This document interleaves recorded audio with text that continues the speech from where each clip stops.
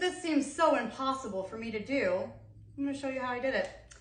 First of all, if you do not have a miter saw at home so that you can cut the angle that you want, you can get a protractor. I think I said that right. One of these, okay? And you can measure the angle on the wood that you're trying to cut. So I already know this is 70 degrees, but I'm gonna show you anyway, just so you know. So that's a 70-degree angle. We're gonna line this up with the top.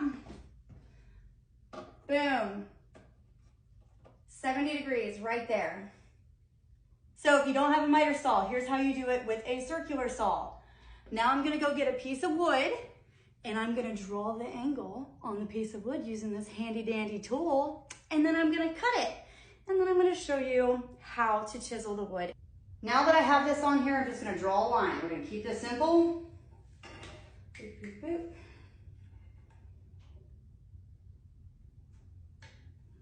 This. Boom. Now that we have drawn out our angle, we're gonna cut this with a circular saw.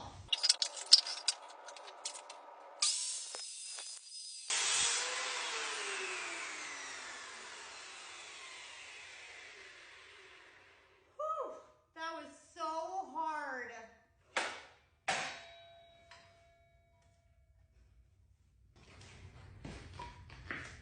This is the piece that I just cut. Now what I'm gonna do is I'm gonna show you how you can hand chisel it.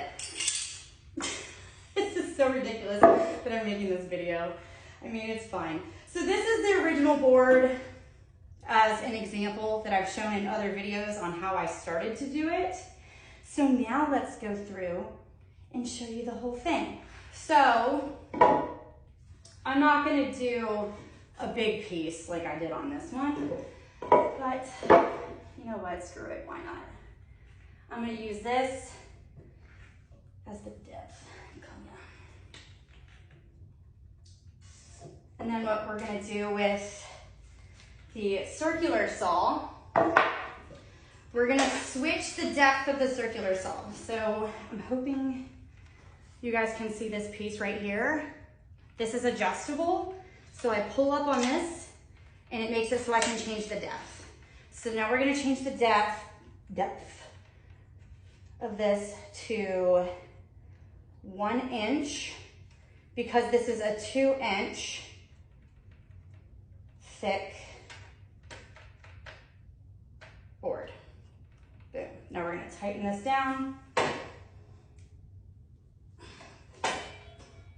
And to remove the bulk of this, we're gonna create multiple cut lines going this way, all right? And then we're only gonna go halfway down the board. So let's get to this part.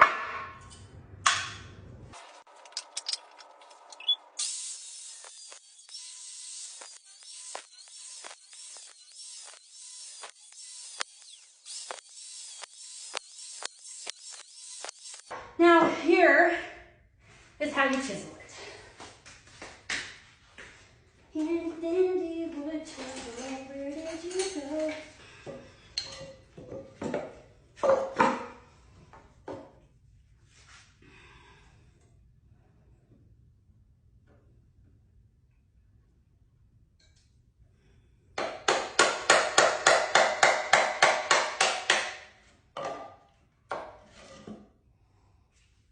See that?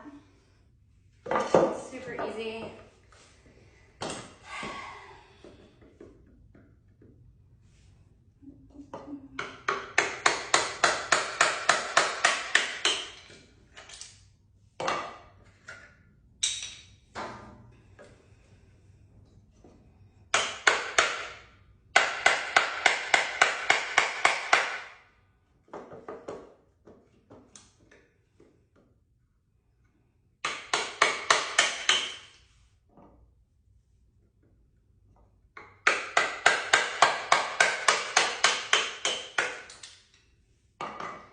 Honestly, I really don't feel like I need to continue this because I think you get the point. So I'll do one more itty bitty little baby piece. See how, look at that. I mean, it's just coming right off. So that is how I chiseled it out. You're welcome, Peckerhead.